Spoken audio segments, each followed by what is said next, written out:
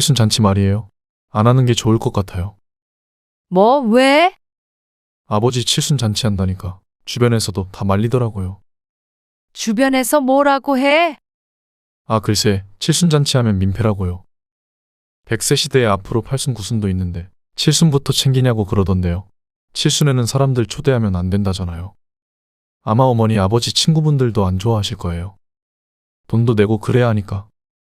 안 좋아하긴. 지난번에 영배 칠순에 나도 갔다 왔는데. 에이, 그건 그분이 눈치가 없으신 거고요. 맞아요, 아버님.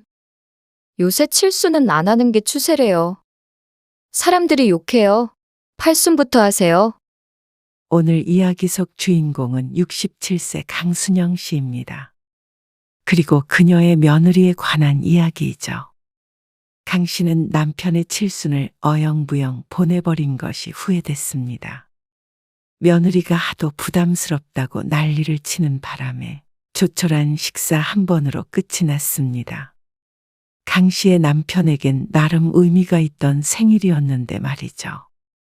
하지만 그것뿐이었다면 강 씨는 서운하지도 않았습니다.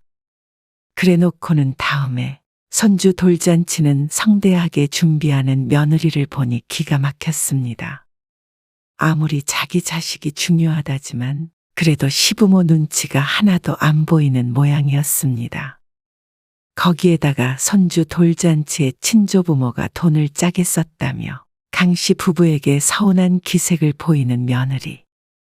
부모의 감정이 어떻건 간에 오로지 자기밖에 모르는 며느리에게 실망한 건 강 씨 부부였습니다. 늦둥이 아들이라 며느리도 어리기에 뭐든 맞춰주려 했지만 도무지 시부모를 위하는 마음이라고는 눈꼽만큼도 없었습니다. 그러면서 시부모에겐 끝도 없이 바라는 며느리에게 이제 강 씨도 뭐든 해주고 싶은 마음이 사라졌습니다. 기분 상한 며느리가 손주를 보여주지 않는다고 하더라도 말이죠.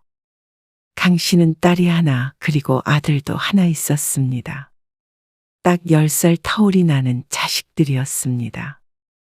둘째를 가지려 할 때는 그렇게도 안 생기더니 30대 중반에 뜬금없이 생긴 아들이었죠.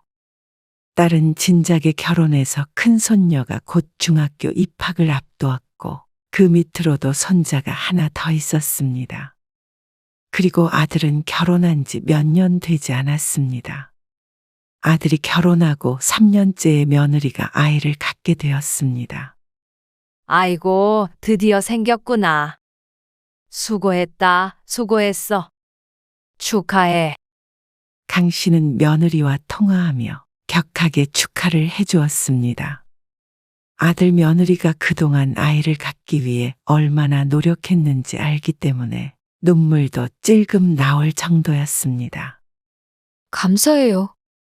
며느리도 울먹거리는 기색이었습니다. 그리고 며느리는 곧장 직장을 그만뒀습니다. 어렵게 가진 아이이기 때문에 몸조심을 해야 한다는 게 그 이유였습니다. 이해가 갔습니다. 겨우 가진 아이였으니 일하다가 잘못될까봐 두려운 모양이었습니다. 그리고 같은 해에 또 특별한 날이 있었습니다. 엄마, 아빠 칠순 잔치는 꼭 했으면 하는데. 안 그래도 네 아빠한테 그 얘기 했더니 아빠도 은근히 했으면 하는 눈치더라고. 정말? 그런 거 싫다고 하시더니. 그래도 큰일 겪으니까 생각이 달라졌나 보지. 하긴. 나도 그래서 아빠 잔치는 했으면 한 거고. 그래. 그럼 네가 지용이네랑 상의를 잘해서 알아볼래? 알았어요. 내가 통화해 볼게. 그래. 끊을게. 이번 남편의 칠수는 가족들에게 나름의 의미가 있었습니다.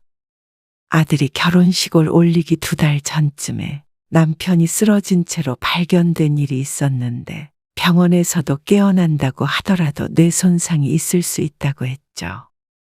곧 깨어날 거라고 했지만 며칠 동안 의식이 돌아오질 않아 강 씨는 꼼짝없이 남편을 떠나보내는구나 생각했었습니다. 다들 어느 정도 마음의 준비를 했었다고 훗날 얘기하기도 했습니다. 그래서 아들의 결혼식도 미루네 만회했지만 다행히도 남편이 깨어났죠. 그리고 하늘이 도왔는지 뇌 손상은 없었고 가벼운 후유증만 있었습니다.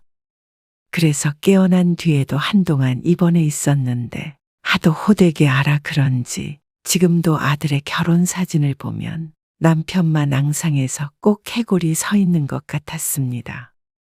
어쨌거나 가족들은 다들 아버지가 칠순도 못 지내고 가시는 줄 알았다고 입을 모아 말했습니다. 환갑도 요새는 안 지낸다길래 건너뛰었는데 하마터면 마음에 내내 남을 뻔했습니다. 남편이 워낙 그런 걸 싫어해서 칠순도 잔치는 하지 말고 차라리 팔순에 하자는 말을 여러 번 했었습니다. 그렇지만 깨달은 바가 있었습니다. 건강에는 결코 자만하면 안 된다는 것이죠. 있을지도 모르는 팔순을 기다리며 현재를 미루지 말자 생각했습니다. 그래서 강 씨도 강 씨의 딸도 이번 칠순을 좀 특별하게 보내자 싶었습니다. 가까운 지인과 친척들도 부르고 말이죠. 남편도 뭐하러 그런 걸 하냐는 듯이 얘기는 했지만 결코 싫어하는 기색은 아니었습니다. 그래서 딸이 아들네와 돈을 모아서 잔치를 준비한다고 했습니다. 키울 땐 속 썩이더니 그래도 자식이 둘 있으니까 말년에 호강하네. 든든해. 남편도 기분이 좋은 것 같았죠. 그러던 어느 날이었습니다. 지용이니 여기 밑에 왔는데 문 좀 열어줘. 잠시만요. 아들과 전화를 끊고 잠시 기다리자 아파트 공동 현관문이 열렸습니다. 강 씨의 손엔 큰 쇼핑백이 들려 있었고 그 안엔 반찬통이 5개나 들어가 있었습니다. 모두 다 입덧이 심한 며느리를 위한 것들이었습니다. 감사해요. 그나마 좀 들어가네요. 살이 많이 빠졌어. 유미가 시큼한 거 아니면 통 못 먹어서요. 그래서 강 씨가 해온 반찬들도 죄다 식초가 들어간 무침 종류였습니다. 밥을 한 공기 비우고 며느리가 배를 문지르며 말했습니다. 속이 답답해요. 급하게 먹어서 체한 거 아니야? 그건 아니고요. 요즘 자꾸 그래요. 답답하고 우울하고. 임신해서 호르몬 때문에 그런가 싶었습니다. 지난번에도 답답하다는 소리를 했던 것이 기억이 났습니다. 그런데 아들과 며느리가 나누는 대화를 우연히 듣고는 임신 때문에 답답한 게 아니라는 걸 알게 되었습니다. 그래서 진짜 잔치를 하시겠다는 거야? 왜 또 그래? 요새 칠순잔치 하는 사람이 누가 있다고 그래. 돈도 많이 들고 진짜 스트레스야. 어떻게 하느냐에 따라 다르잖아. 좀 작게 하면 되지. 친척들도 부른다며? 그러면 못해도 40명은 되는 거 아니야? 지인들도 오고 그러면 그렇게 될 수도 있겠지. 그럼 적어도 4,500만 원은 드는 거 아니야? 그리고 어떻게 잔치만 해? 거기서 용돈도 드리고 그런 퍼포먼스도 해야 하는 거잖아. 두 집이 나눠낸다고 해도 그게 돈이 얼마야? 지금 오빠 혼자 벌고 있고 애기 태어나면 돈도 더 들 텐데 부담스러워. 그래서 요즘 자꾸 속이 답답하고 그래. 그럼 어떻게 해? 아버지가 원하신다는데. 아버님도 너무하셔. 임신한 며느리한테 축하한다고 용돈 한 푼 안 주셨으면서. 강 씨는 며느리의 말에 너무 놀랐습니다. 딸이 아이를 둘이나 낳았지만 아이를 가졌다고 돈을 준 적이 없기에 전혀 그런 쪽으로는 생각도 못했습니다. 하지만 며느리는 다른 모양이었습니다. 서운하다는 며느리 때문에 심란했습니다. 그리고 며느리의 속이 답답했던 이유가 시아버지의 칠순 때문이라니 더욱 머릿속이 복잡할 수밖에 없었습니다. 그런 며느리에게 전혀 서운하지 않다고 한다면 거짓말이겠지만 며느리의 입장이 이해가 가지 않는 것도 아니었습니다. 아무래도 큰 돈 나가는 것 때문에 걱정인 듯 했습니다. 아들 며느리에겐 아무것도 못 들은 척했지만 강 씨도 며느리와 마찬가지로 고민이 많았습니다. 자식들에게 부담을 줘가면서까지 잔치를 하는 게 과연 맞나 싶어서 말이죠. 엊그제 정숙이도 잔치 어디서 하냐고 물어보더라고. 애들이 어디라고 말 안 해? 아직이요. 하지만 남편의 은근한 기대에 이걸 어떻게 말해야 하나 싶었습니다.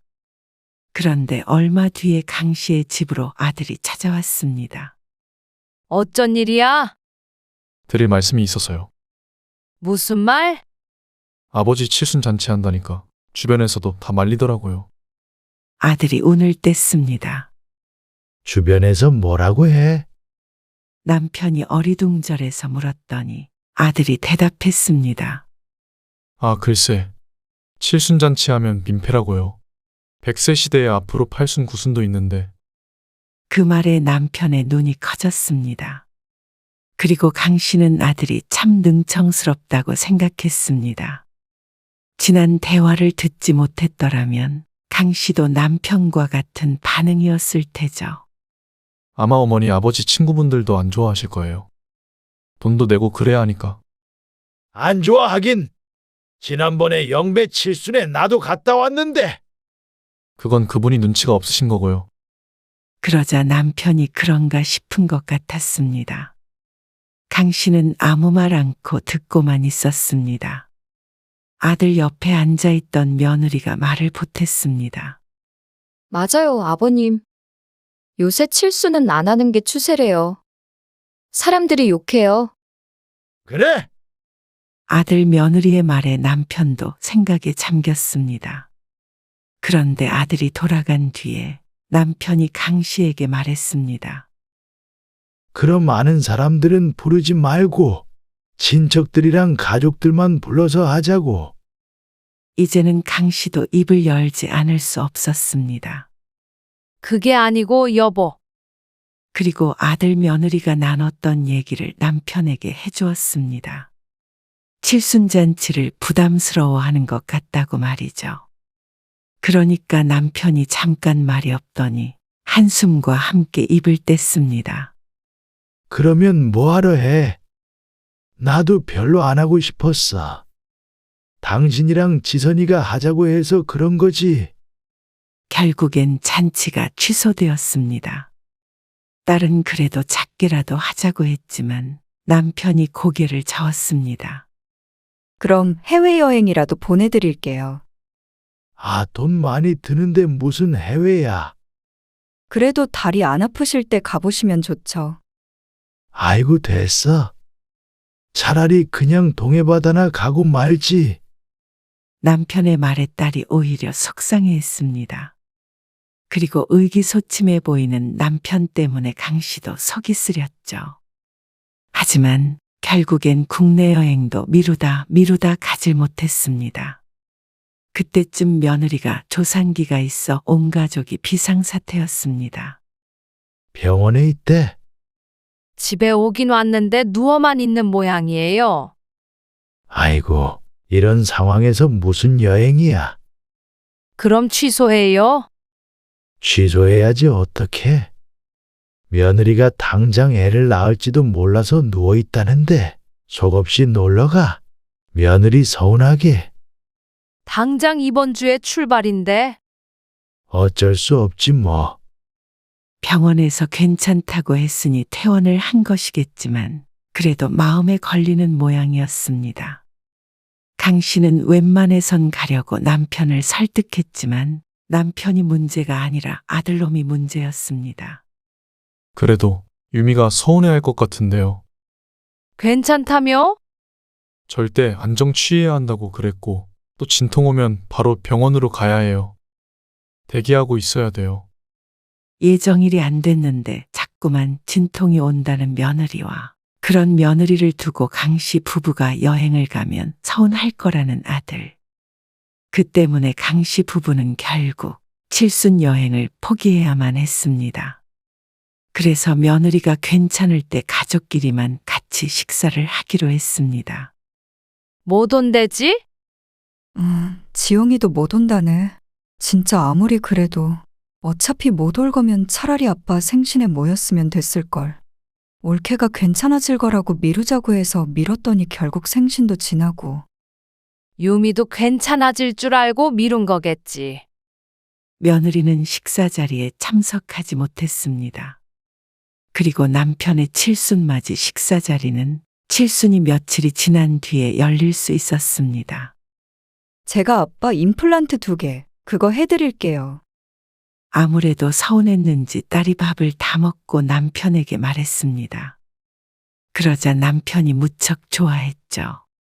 그리고 며느리는 아이를 낳았습니다. 다행히도 예정일 이틀 전에 나와서 건강한 아이가 태어났죠. 지선아. 근데 지용이가 그러는데 며느리 산후조리원 비용을 시엄마가 내주는 거라더라. 지용이가 그랬어? 그래서 진짜 그런가 궁금해가지고 너한테 물어보는 거야. 너는 안사돈한테 그런 거 받았어? 아니, 우린 우리가 냈지. 요새는 뭐, 그렇기도 하는 것 같긴 한데. 그래? 근데 무슨 조리원 비용이 이렇게 비싸? 얼마라 그러는데? 500만 원이래. 그러자 딸이 기함을 했습니다. 진짜 비싸네. 그 돈이면 해외여행을 다녀오겠다. 사실 아들에게 전화를 받고 강 씨 또한 그 생각이 들긴 했습니다. 남편이 자식들 부담된다고 해외여행을 마다했는데 일주일에 500만 원이나 하는 돈을 써야 하니 말이죠. 그래도 힘든 과정을 통해 낳은 아이라 몸조리도 잘해야 하겠다 싶었습니다. 그리고 임신 축하 선물을 안 줬다고 원망하던 며느리를 떠올렸습니다. 그래서 거금이지만 며느리를 위한 것이라고 생각하고 보내주었습니다. 그런데 며느리는 유별났습니다. 아기가 100일이 넘자 그때부터 돌잔치를 알아보기 시작했습니다. 아들을 비롯해 다들 만류하는 분위기였습니다. 무슨 돌잔치까지 한대? 100일에 모인 것도 며칠 안 됐는데. 그리고 돌잔치도 가족들끼리 하면 되지. 하는 거 보니까 그만둔 회사 사람들까지 다 부르고 있다던데. 그렇게나 많이 초대를 해? 그러니까. 그리고 요즘에는 돌잔치 잘 안 하는 추세이긴 한데. 그렇다고 내가 그 말했다가는 시누이가 눈치 준다고 할까봐 아무 말 안 했어. 너는 그 얘기를 어떻게 알아? 어떻게 알긴. 어제 올케한테 전화 와서 돌잔치 선물 뭐가 좋겠다 막 그러더라고. 10여 년 전 일이지만 딸도 손주들 돌에 잔치까지는 하지 않았고 직계 가족들만 모여서 식사를 하고 말았습니다. 그런데 며느리는 거의 결혼식처럼 치르고 싶은 모양이었습니다. 그리고 아들도 그런 며느리를 말렸습니다. 요즘에 돌잔치에 초대하면 욕해. 그리고 내 친구들도 돌잔치 안 했는데 나만 하면 속 보이잖아. 그 사람들은 그 사람들이고 우리 애기는 우리 애기지. 그냥 가족들끼리 모여서 돌잡이하고 그러면 되잖아. 그리고 뭘 벌써부터 알아보고 그래. 애도 아직 어린데. 미리미리 알아봐야지. 그리고 나 너무 서운해. 어떻게 가진 애긴데. 그러면서 며느리는 울고불고 했습니다. 결국 아들은 며느리에게 두 손 두 발 다 들었습니다. 강 씨는 거기에서부터 기분이 조금 상하기 시작했습니다. 며느리가 하려는 돌잔치의 규모가 상상 이상이었습니다. 그만둔 직장의 동료들도 초대를 한다는 게 농담이 아니었던 것 같았습니다. 첫 아이라 애틋하니 이해하자 싶으면서도 시아버지 칠수는 그렇게 돈이 어쩌고 하며 부담스럽다고 그러더니 돌잔치는 200으로 될 문제가 아닌 듯 했습니다. 뭐? 호텔에서 한다고? 아니요. 유미가 그러자고는 하는데요. 그건 좀 힘들 것 같아요. 너무 비싸서. 그래서 어디서 한다는 거야? 대관 예약하고 왔는데 가격이 좀 되긴 해요. 대관료도 비싸고 식대가 1인에 8만 원이라고 했습니다. 그 말에 입이 떡 벌어졌습니다. 1인에 8만 원짜리 식사라면 오는 사람도 부담스러워 오지 못할 것 같았습니다. 보통 이런 식으로 성대하가 돌잔치를 하나 싶었습니다. 하지만 주위에 물어보아도 그 정도로 제대로 치른 사람이 별로 없었습니다. 그렇지만 고집 센 며느리는 주변 반응은 아랑곳하지 않고 밀어붙였습니다. 무조건 그렇게 해야 한다고 했습니다.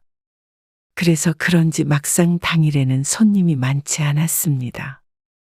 우려했던 일이 벌어진 것이었습니다. 연예인 시상식처럼 드레스를 차려입고 있던 며느리가 시무룩한 표정을 지었습니다. 가슴이 푹 파인 옷에 강 씨조차 눈을 어디다 둬야 할지 몰랐습니다. 그래도 그토록 원하던 돌잔치라 그런가 며느리는 곧 기분이 들떴습니다. 엄마 반지 해왔어? 반지랑 팔찌. 너 때랑 똑같이 했지. 지금이 훨씬 비싸지? 딸의 말처럼 순금 돌반지와 팔찌를 하느라 상당한 돈이 들었습니다. 손주를 한 번 더 봤다가는 집안 기둥뿌리 하나를 뽑아야 할지도 모르겠다. 남편의 말이 농담처럼 들리지 않았습니다. 반지와는 또 따로 축의금을 준비했기 때문이었습니다. 그렇다고 조금 줄 수도 없었습니다. 강 씨와 남편의 밥값만 하더라도 15만 원이 넘으니 말이죠. 그런데 그게 끝이 아니었습니다. 올케가 사회자도 무슨 연예인을 섭외한다는 거 겨우 말렸대. 옆에 앉아있던 딸이 속삭였습니다. 참 기가 막혔죠. 자자, 우리 주인공 진환이가 첫 통장을 만들 수 있도록 여러분들이 조금씩 도와주셔야 해요. 사회자의 말이 무슨 말인지 몰라 강 씨는 고개를 갸우뚱했습니다. 그런데 사회자가 웬 상자 같은 걸 들고 다니면서 테이블에 앉아있는 손님들에게 내밀었습니다. 다들 어리둥절해 있었는데 사회자는 그 안에 돈을 넣기를 강요했습니다. 자, 10,000원이요. 에이, 아무리 해라도 통장에 10,000원 있으면 기분 안 좋아요. 그렇게 돌아다니면서 돈을 걷었습니다. 다들 황당해하면서도 공개적으로 지목을 하니 거부할 수가 없었습니다. 하지만 그게 기분이 좋을 리가 없었습니다. 이미 입구에서 낼 돈은 다 내고 들어왔을 테니 말이죠. 요즘 돌잔치 문화가 참 이상하다 싶었습니다. 자, 우리 진환이 친할머니이십니다. 다들 박수 주세요. 사회자가 갑자기 강 씨를 지목했습니다. 그리고 사회자가 내미는 상자에 얼떨결에 현금 5만 원을 꺼내서 넣었습니다. 그러자 사회자가 놀리듯 말했습니다. 에이, 친할머니 맞아요. 저기 모르는 아저씨도 5만 원 넣었어요.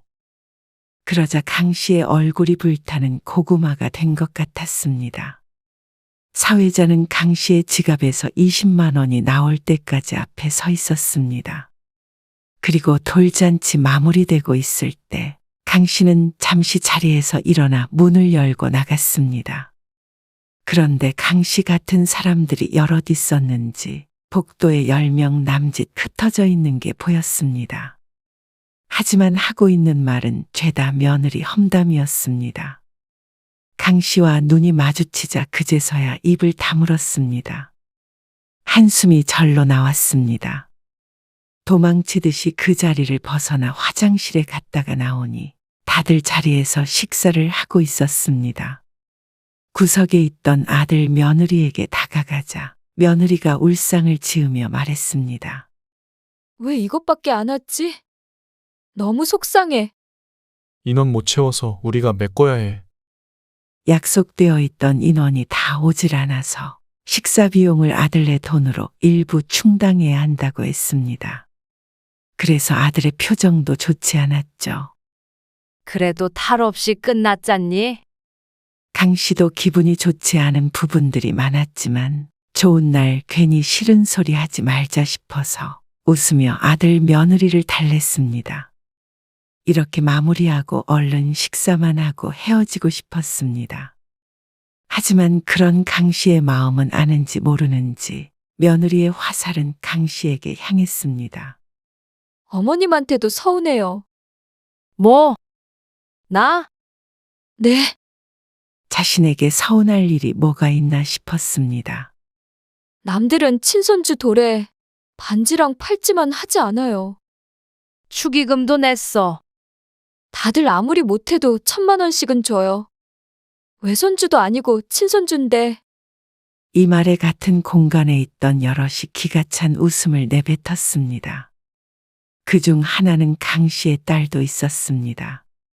신우이가 듣고 있는데 친손주 외손주를 논하는 게 참 철이 없다 싶었습니다.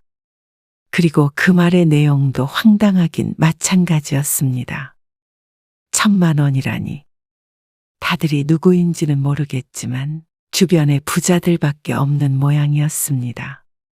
며느리 산후조리원 비용부터 돌까지 강 씨가 쓴 돈을 합치면 그 근처 정도는 갈 것 같았습니다. 하지만 며느리가 말하는 건 그게 아니었습니다.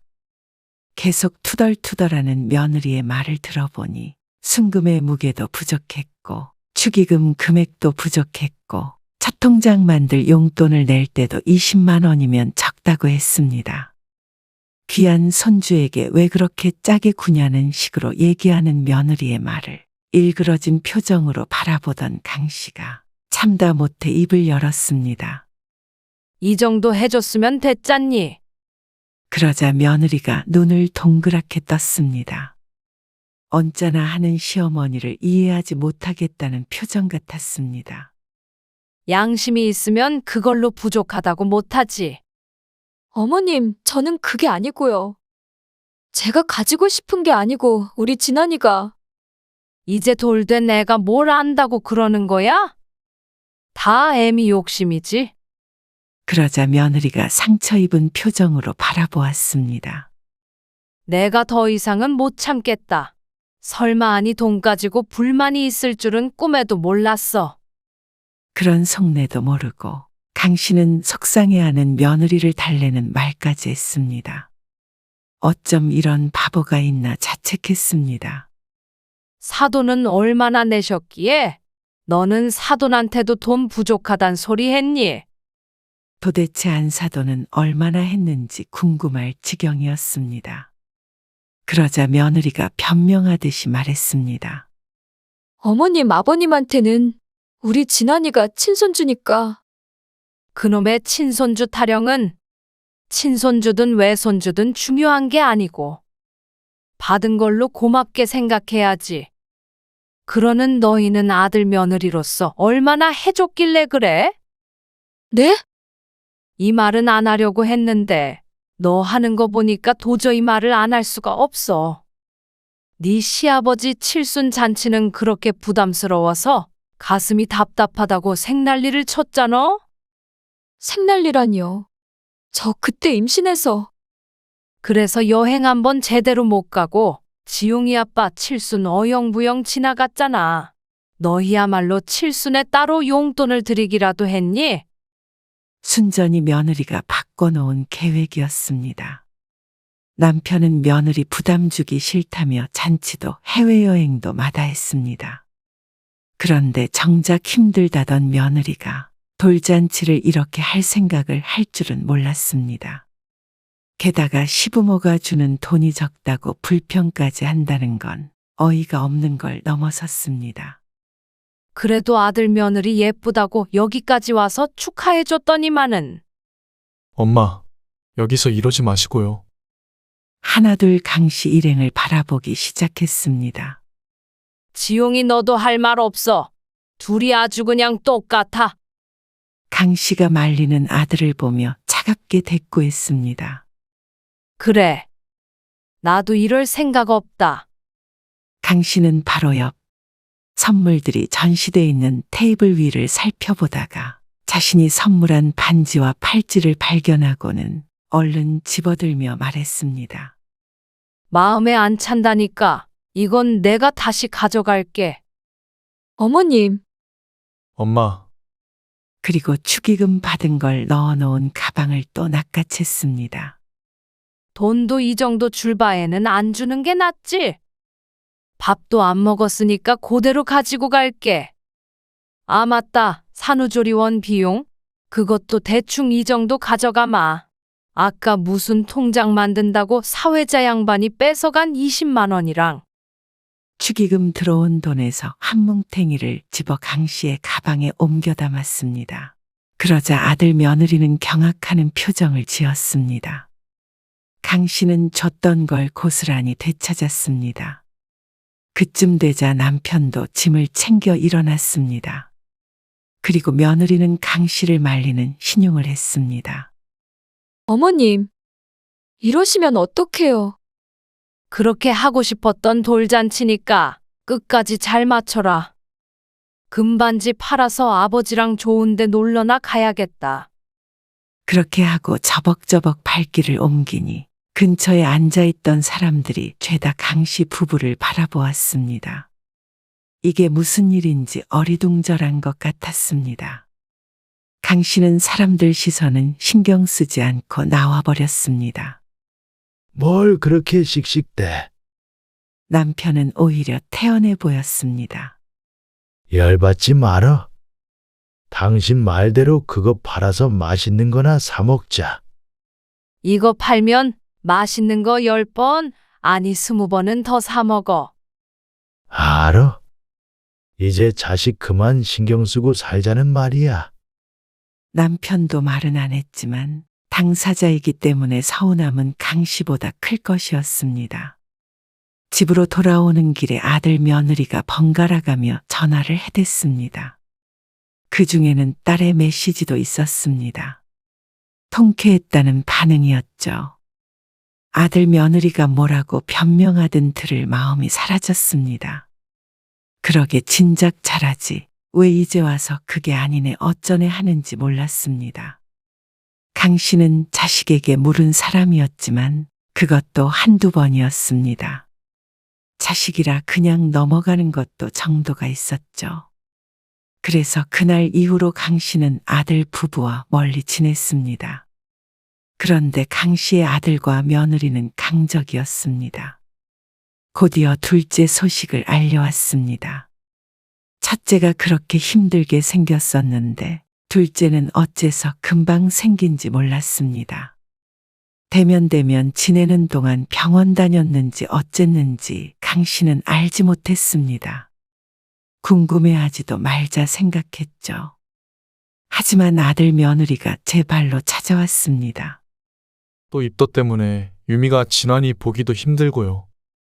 그래서 육아를 도와달라는 말이었습니다. 이제는 웃음이 나왔습니다. 이러면 강 씨가 당연히 도와줄 거라고 생각한 듯 했습니다. 정말 처음부터 끝까지 자신들밖에 모르는 것들이었습니다. 그래 놓고는 어째서 자식 노릇을 그렇게 싫어하는지. 이런 모렴치한 놈을 낳고 미역국을 먹었나 싶었습니다. 미역이 아까웠습니다. 내가 왜 봐줘? 행여나 친손주 어쩌고 하지 말어라. 강 씨는 더는 들어보지도 않고 거절했습니다. 그러자 며느리는 서운하다고 난리였습니다. 너희가 좋아서 낳아놓고는 왜 그 책임을 부모한테 떠넘겨? 육아 문제만이 아니었습니다. 조부모이기 때문에 손주를 위해선 뭐든 해야 한다고 생각하는 것 같았습니다. 아직 돌잔치에 앙금이 남아있는 강 씨에게 할 부탁은 아니었습니다. 어머님 친손주인데 얼굴도 보기 싫으시다는 거예요? 얼굴 안 보여주면 말지 뭐. 강 씨는 그대로 아들 며느리를 돌려보냈는데 가면서도 서운하다며 말이 많았습니다. 그런데 서운한 건 이제부터가 시작이었죠. 그렇게 며느리가 둘째를 낳았는데 강 씨는 아무것도 하지 않았습니다. 땡전 한 푼 주지 않았고 손주 구경한다며 찾아가지도 않았습니다. 아무것도 하지 않자 며느리는 섭섭하다며 울었습니다. 어떻게 이러실 수가 있으세요? 용건은 그게 끝이야? 지금 내가 좀 바쁘거든. 이만 끊자. 강 씨는 더는 며느리의 말에 휘둘리지 않았습니다. 며느리 불편할까봐, 부담스러울까봐 한마디 하는 것도 그렇게 신경을 썼었는데 다 부질없었습니다. 아무리 시부모가 노력해도 며느리에게는 늘 불만족스러웠습니다. 시부모라고 늘 며느리 눈치만 보며 살 수 없었습니다. 해줘도 끝이 없는 사이였습니다. 이제는 그럴 필요성을 느끼지 못했습니다. 애 봐달라는 부탁도 거절하고 둘째 손주 잔치하자는 말도 거절하고 강씨 부부는 여행이나 다녔습니다. 손주들한테 들어가는 돈으로 차라리 우리에게 쓰자고 다짐하니 할 수 있는 것도 많았고 여유로웠습니다. 그러니까 아들 며느리가 단골 멘트를 했습니다. 섭섭해요. 우리가 나이 들어서 언제 너희한테 돈 한 푼이라도 달라 그러니? 여행 간다고 경비를 달라 그러냐? 그러니까 너희도 우리한테도 아무것도 바라지 말어라. 너희는 내 칠순도 챙기지 말고 우리 팔순 구순 다 신경 쓰지 말어. 나도 돌잔치고 뭐고 신경 안 쓰고 살 테니까. 그럼 서로 서운하거나 부담스러울 일도 없잖아. 아들 며느리는 뒤늦게 오해를 풀겠다고 사과했습니다. 하지만 이미 기차는 떠났습니다. 안타깝지만 다음 기차는 없었죠. 부모 생각하지 않은 자식은 강씨도 필요 없었습니다. 더는 마음에 두지 않았습니다.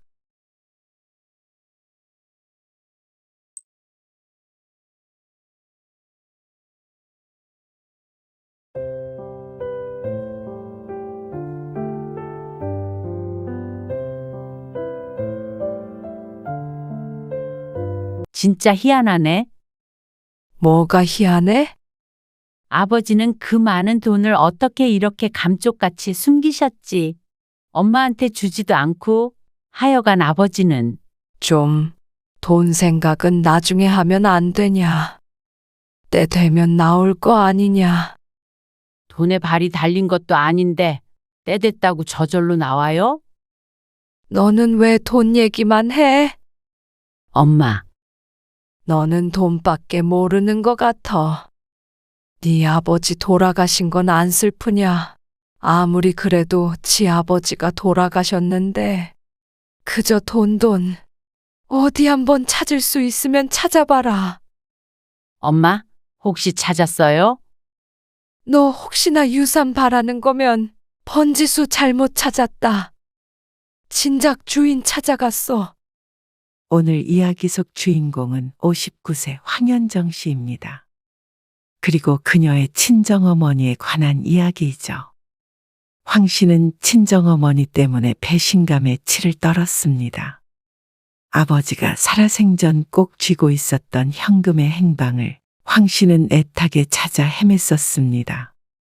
아버지 돌아가시고 재산 한 푼 없던 어머니를 위해서였지만 도리어 어머니는 황 씨를 돈밖에 모르는 성물이라고 손가락질했습니다. 큰 돈임에도 불구하고 찾으려는 노력조차 하지 않았던 어머니, 그리고 형제들. 그걸 이상하다고 생각했어야 했습니다. 그리고 마침에 그 돈이 어디 갔는지 몇 달 후에야 알게 된 황 씨는 어머니와 연을 끊어버렸습니다. 아니, 어쩌면 황 씨가 아니라 친정어머니가 황 씨를 내친 것이나 마찬가지였습니다. 아버지의 유산을 숨긴 채로 돈을 찾던 황 씨를 뒤에서 비웃었는지도 몰랐습니다. 그런데 뒤늦게 병수발이 필요하게 되니 뒤늦게 딸을 찾는 어머니 때문에 황당할 수밖에 없었습니다. 나이가 들면 염치는 사라지고 이기심만 남게 되는 듯 했습니다. 하지만 바보짓도 한 번이면 좋겠습니다. 그게 아무리 어머니라고 하더라도 가슴에 깊게 박힌 대못은 쉬이 빠지질 않았습니다. 친정어머니가 돌아가시면 후회하려나 모르겠지만 지금의 황 씨는 외면하고야 말았죠. 황 씨는 사남매 중 둘째였습니다. 위로 큰 오빠가 하나 있었고 밑으로는 남동생과 여동생이 하나씩 있었습니다.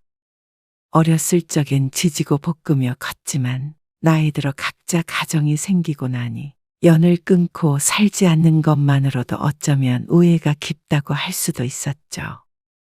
먹고 사는 게 바빠 특별한 날에나 한 번씩 부모님 뵈러 가면 만나곤 했습니다. 그래도 가끔 전화통화도 하고 집안일을 상의도 하고 그랬습니다. 엄마 지붕에서 물 샌다면서요? 그래. 쫄쫄거린다. 그러면 고쳐야지. 나는 모르고 네 오빠한테 물어봐라. 엄마도 참. 엄마 지붕 고치는 것을 왜 오빠한테 물어봐요? 황 씨의 친정 부모님은 워낙 옛날 분들이라 아들에게 의지를 많이 하곤 했는데 그것 때문에 갈등도 있었습니다. 덕분에 막내인 여동생은 친정과 왕래를 안 한 지 몇 년 되었습니다. 친손주와 외손주를 차별한다며 불만이 있었는데 그 일로 다툼이 몇 번 있자 여동생이 발길을 끊어버렸죠. 특히 친정어머니가 그랬습니다. 황 씨도 물론 서운했던 적이 있었습니다. 하지만 워낙 좋은 게 좋은 거다 생각하며 사니 여동생처럼 연을 끊을 생각까진 한 적이 없었습니다. 황 씨는 형제들과 두루두루 연락하며 지냈습니다. 여동생까지 포함해서 말이죠. 80대 부모님 앞으로 살 날이 얼마나 될지 모르니 마음 풀고 연락하고 지내라며 여동생을 설득해보기도 했습니다. 그게 얼마나 거만한 조언이었는지는 최근 들어 깨닫게 되었습니다. 4년 전 86세이던 친정아버지. 저 양반은 아무리 못해도 10년은 더 살 거야. 10년이 뭐야? 100살도 거뜬하지. 주변에서 입을 모아 말을 할 정도로 정정했습니다. 치매는 근처에도 오지 못했는지 정신도 너무나 명징했죠. 아버지, 땅 파셨어요? 여동생을 제외하고 아버지 생신에 모인 형제들. 그 중에 황 씨의 남동생이 아버지에게 물었습니다. 그러자 아버지가 고개를 끄덕였습니다. 읍내 근처에 땅을 가지고 있었는데 큰 오빠가 사업한다고 그렇게 팔아달라고 해도 꿈쩍도 안 했던 땅이었습니다. 그런데 그걸 팔았다는 소식을 듣고는 황 씨도 내심 궁금했습니다. 얼마에 파셨어요? 황 씨의 오빠가 은근한 말투로 물었지만 아버지는 불편한 헛기침 한 번을 하고 말뿐이었습니다. 결국 집을 나설 때까지도 아버지의 무거운 입은 열리지 않았지만 그런다고 그게 비밀이 될 수는 없었습니다. 이미 동네에도 소문이 파다했기 때문이었습니다. 그것이 얼마더라? 5억 5천인가 그랬다 하더라고. 5억 5천이요? 아, 근데 네 아버지가 그 땅에 무슨 빚이 있고 그래가지고 순 4억인가 쥐었을 것이야. 4억 2천. 다들 옆집 숟가락 개수도 헤아릴 정도인데 이 정도는 별것도 아니었습니다. 그러면서 하는 소리가 황 씨의 아버지가 4억이 넘는 돈을 전부 현금으로 찾아갔다는 것이었습니다. 그 말에는 황 씨도 놀라지 않을 수가 없었습니다. 아, 근데 소문내지 말라니까. 도둑 들어. 우리 동네에 무슨 도둑이 들어. 알게 모르게 다들 쉬쉬하는 분위기였습니다.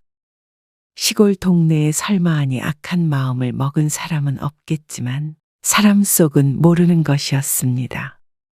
그날 밤 집에 돌아온 황 씨는 어머니에게 전화를 걸어 말했습니다. 엄마, 동네 사람들이 다 알고 있더라니까요. 그걸 왜 현금으로 들고 계셔? 누가 훔쳐가면 어쩌려고. 우리 마을에서 누가 훔쳐간다고. 친정엄마도 똑같은 말을 했습니다. 어쨌거나 조심해요. 되도록이면 통장에 다시 넣으라고 하시고요.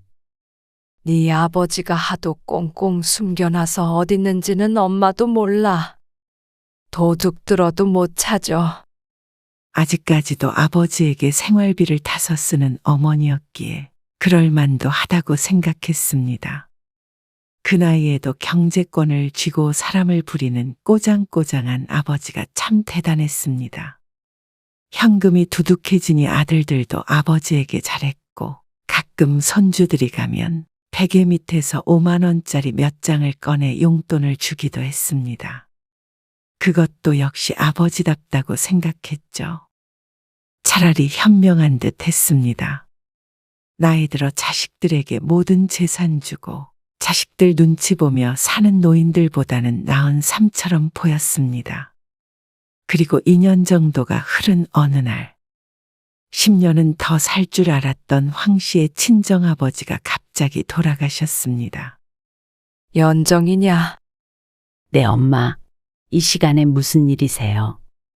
지금 구급차 불렀어.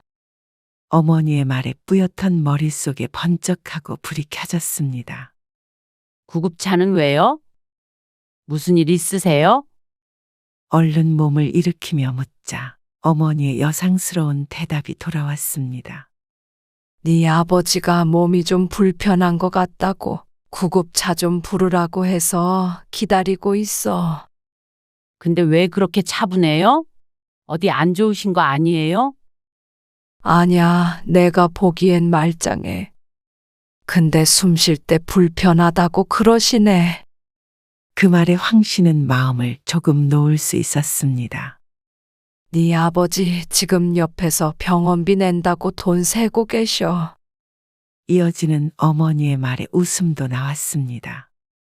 그리고 어머니와 아버지가 대화하는 소리도 들리는 것이 큰 걱정은 안 해도 될 듯 했습니다. 내가 내일 내려갈게요. 뭐 하러 와? 어차피 쉬는 날인데요. 그럴래 그럼? 어머니의 목소리가 밝아졌습니다. 지난 명절 이후로 한 번도 못 내려갔으니 아버지 건강도 체크할 겸 내려가 볼까 생각했습니다. 비용한다. 병원 가서 검사해보고 전화할게. 알았어요. 옷 단단히 입으셔요. 전화를 끊고도 걱정스러운 마음에 다시 잠들지 못했습니다. 그리고 그날 새벽에 한숨도 자지 못하고 다음날 일찍 내려가 봐야 했습니다. 어디가 어떻게 안 좋으시길래 그래요? 제일 먼저 병원에 도착한 황 씨가 어머니에게 묻자 어머니가 울먹거리는 목소리로 대답했습니다. 나도 몰라. 분명히 새벽에는 멀쩡했는데 저 양반이 왜 저렇게 정신을 못 차리나 몰라. 황 씨는 마른 세수를 하며 주위를 두리번거렸습니다. 그리고 지나가던 담당 간호사에게 물어보았지만 검사를 더 해봐야 한다고 했습니다. 자기 입으로 구급차 부르라고 한 양반인데. 어머니의 말처럼 아버지는 정신을 차리지 못했습니다. 산소호흡기를 매달고 눈을 감고 있는 모습을 보니 무언가 크게 잘못된 것 같았습니다. 형제들이 모두 병원으로 왔습니다. 여동생까지도 말이죠. 아버지는 때때로 눈을 뜨기도 했습니다. 아버지, 돈 뽑아두신 거 그거 어디다 두셨어요? 큰아들의 물음에 이목이 집중되었습니다. 황 씨의 미간이 찌푸려졌습니다. 꼭 돌아가시기 전에 하는 마지막 질문처럼 느껴졌기 때문이었습니다. 그리고 이 와중에 그게 궁금한가 싶었습니다. 오빠는 시선에 아랑곳하지 않고 재차 물었습니다. 그러자 아버지가 알아들었는지 입을 뻐끔거렸습니다. 산소 호흡기 안을 집중해서 보자. 나중에라고 말하는 듯 했습니다. 아마 퇴원한 뒤를 뜻했던 것 같았습니다. 그리고 다음 날 또 잠시 정신을 차린 아버지에게 작은 아들인 남동생이 다급하게 같은 질문을 했습니다. 그리고 그 입술이 열리기를 빤히 쳐다보고 있었습니다. 그러나 아버지는 대답 없이 조용히 눈을 감을 뿐이었습니다. 그리고 그 눈은 다시 떠지는 일이 없었습니다. 아버지는 그렇게 돌아가셨습니다. 누구도 아버지가 그런 식으로 떠날 거라고는 생각하지 못했습니다. 한 번도 살가웠던 적 없는 무서운 아버지였고 거진 90세까지 사시다 가셨지만 그럼에도 마음 한구석이 허전한 기분이 들었습니다. 몇 년 뒤면 어머니도 이렇게 곁을 떠날 것을 생각하자 삶의 일부분을 잃어버린 것만 같았죠. 정신없는 가운데 장례는 치러졌고 아버지가 돌아가신 지 열흘쯤 뒤에 주말에 황 씨와 남동생이 내려갔습니다. 아버지 유품을 정리하기 위함이었는데 남동생이 행동거지가 이상했습니다. 뭐해? 옷 꺼내라니까? 가만히 있어봐. 그러면서 이불이 있는 농이며 서랍장이며 여기저기 뒤져보았습니다. 너 돈 찾니? 아버지 장례에 잠시 잊고 있었습니다. 그러고 보니 큰일이었습니다. 2년간 펑펑 썼다고 해도 큰 금액이 남아있을 것이었습니다. 그리고 아버지가 돈을 펑펑 쓰는 사람도 아니었습니다. 그렇다면 아무리 못해도 3억 이상은 어딘가에 숨겨져 있을 것이 분명했습니다. 어차피 집에 있기에 급하다고 생각하지 않았지만 아무리 뒤져도 돈의 행방은 묘연했습니다. 나도 모른다니까 그러네. 네 아버지가 나한테 그런 거 말할 위인이야? 어디 있는지 그리고 얼마가 남았는지조차 모른다는 어머니. 그 다음 주에 오빠까지 내려와서 온 집안을 샅샅이 뒤졌지만 나오지 않았습니다. 그런데 문제는 당장에 어머니가 쓸 생활비조차 없다는 것이었습니다. 통장에도 돈이 하나도 없다고요? 글쎄 그때 다 뽑았다니까. 네 아빠가 엄마 통장에는요? 생활비 받아 쓰는데 내가 돈이 어디 있어. 일단 이걸로 쓰세요. 찾아보면 더 나오겠죠? 황 씨는 베개실 안에서 발견한 5만 원짜리 9장을 어머니에게 내밀었습니다. 집 안에다 둔 것은 맞는 것 같다고 하니 언젠가 찾을 수 있겠거니 생각했습니다. 황 씨는 아버지가 참 야속하고 원망스러웠습니다. 그래도 평생 함께 한 배우자인데 어떻게 돌아가시면서 어머니에게조차 돈 한 푼 안 남기고 가실 수가 있는지 너무하다 싶었습니다. 자식들에게는 안 주더라도 적어도 어머니에겐 어디 있는지 알려주었어야 했습니다. 그 뒤로 황 씨는 한 번씩 내려갈 때마다 집안을 뒤졌습니다. 장독대나 마당 구석구석 살피고 장판도 들춰보았습니다. 하지만 변기 뚜껑까지 열어보았는데도 보이지 않았습니다. 창고에도 없네. 엄마, 다 찾아본 거는 맞아요? 나도 다 찾아봤지. 누가 가져간 거 아니에요? 아버지가 병원에 실려가고 정신없는 틈을 타서 동네 사람이 와서 가져갔다고 보는 게 더 그럴듯했습니다. 그게 아니라면 이렇게 못 찾는 것도 말이 안 됐습니다. 설마 그랬겠어. 엄마는 왜 그렇게 태평한 거예요? 걱정한다고 나오냐. 지내다 보면 어딘가엔 있겠지. 어머니의 말에 한숨을 내쉬었습니다. 결국엔 또 아무런 소득 없이 돌아왔죠. 베개 안에 있던 생활비도 이미 다 썼을 테니 돌아오며 생활비에 쓰라고 또 100만 원을 드리고 왔습니다. 하지만 언제까지 이렇게 용돈을 드리며 지낼 수는 없었습니다. 남편도 그러라고 했지만 평생 이럴 수는 없었죠. 그런데 아버지가 돌아가신 지 2달이 됐는데 다른 형제들은 도무지 돈을 찾으려고 하지 않았습니다. 처음에 왔을 땐 눈에 불을 켜고 뒤지더니 이제는 시들해진 모양이었습니다. 일단 우리끼리 얼마씩이라도 모아서 엄마 생활비 챙겨드리자. 돈 찾을 때까지 쓸 돈은 갖고 계셔야지. 아이, 뭘 돈까지 모으고 그래? 아니, 그럼 어떻게 해? 엄마 굶게도? 황 씨는 어머니 용돈 문제로 큰오빠와 말다툼까지 하게 되었습니다. 결국엔 여동생을 제외한 나머지 셋이 돈을 조금씩 모아 매달 드리기로 했습니다. 그런데 어느 날 여동생과 통화를 하는데 여동생이 황 씨에게 말했습니다. 아버지가 큰오빠한테 이미 줬던 거 아니야? 여동생은 아버지가 돌아가시기 전에 미리 장남에게 물려준 것 아니냐는 의심을 했습니다. 하지만 황 씨는 고개를 저었습니다. 오빠가 돈 가지고 사고를 여러 번 쳤던 까닭에 땅 팔아서 사업 자금을 대달라고 울며 사정했을 때도 거절했던 아버지였습니다. 큰오빠에게 그 돈을 주었을 것 같진 않았습니다. 그리고 돌아가시기 전에 병원에서 돈의 행방을 물으며 아버지를 다그쳤던 오빠를 떠올리면 그럴 가능성은 없었습니다.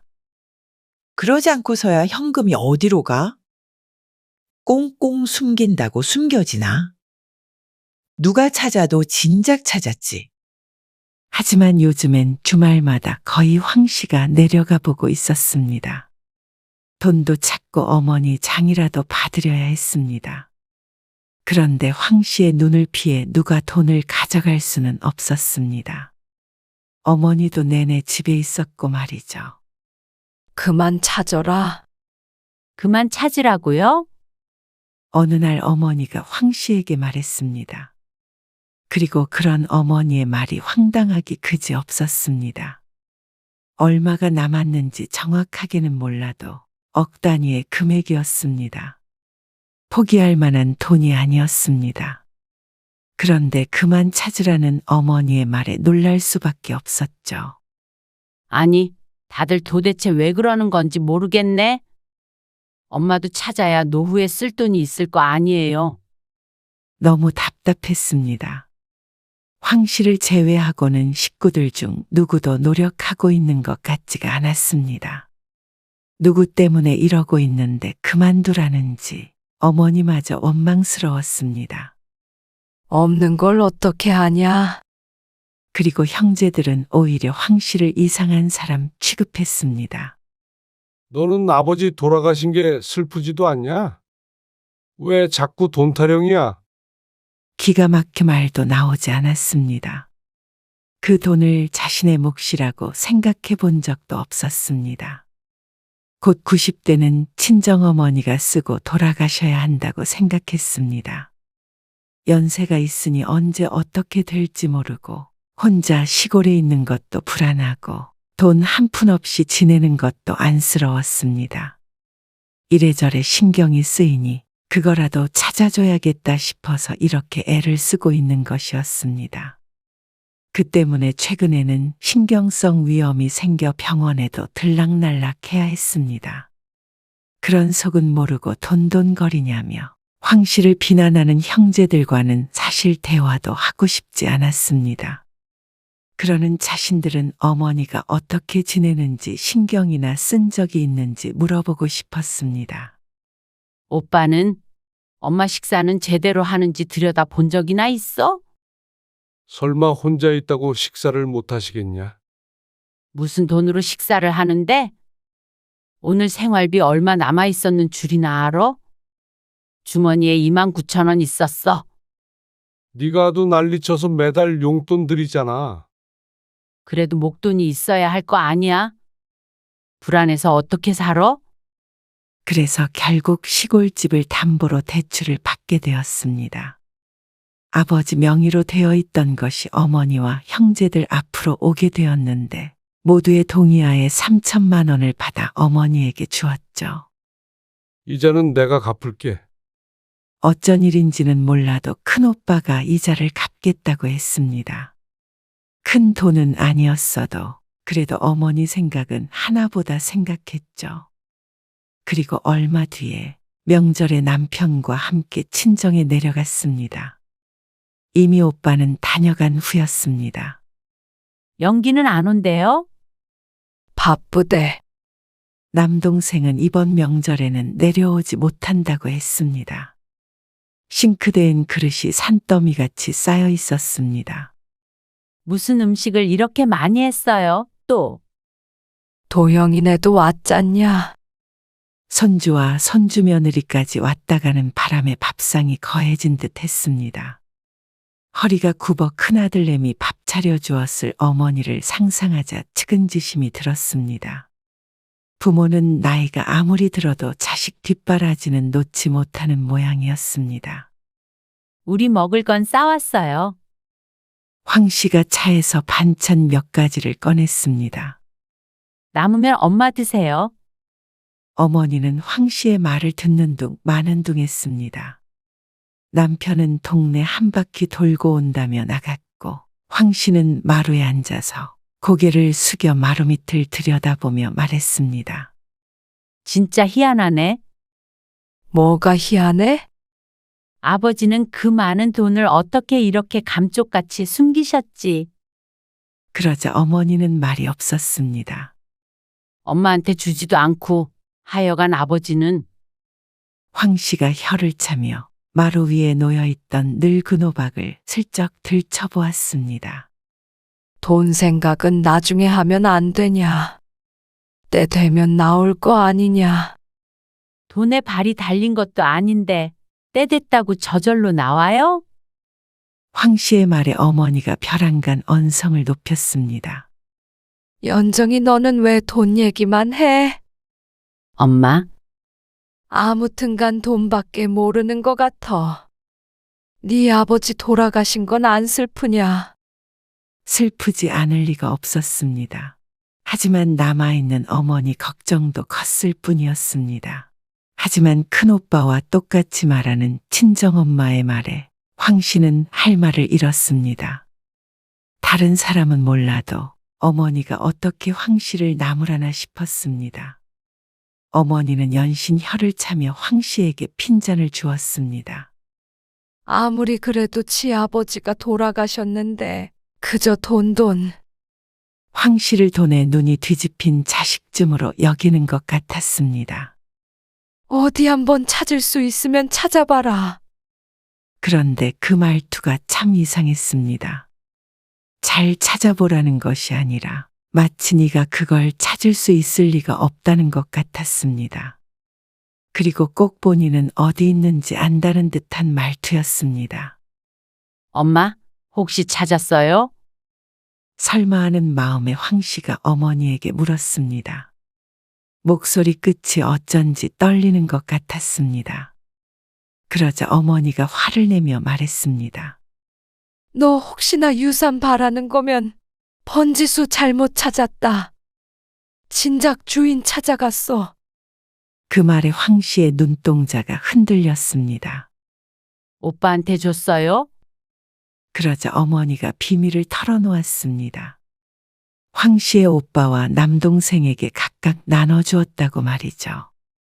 어머니에게 들은 진실이 황 씨에겐 참 끔찍했습니다.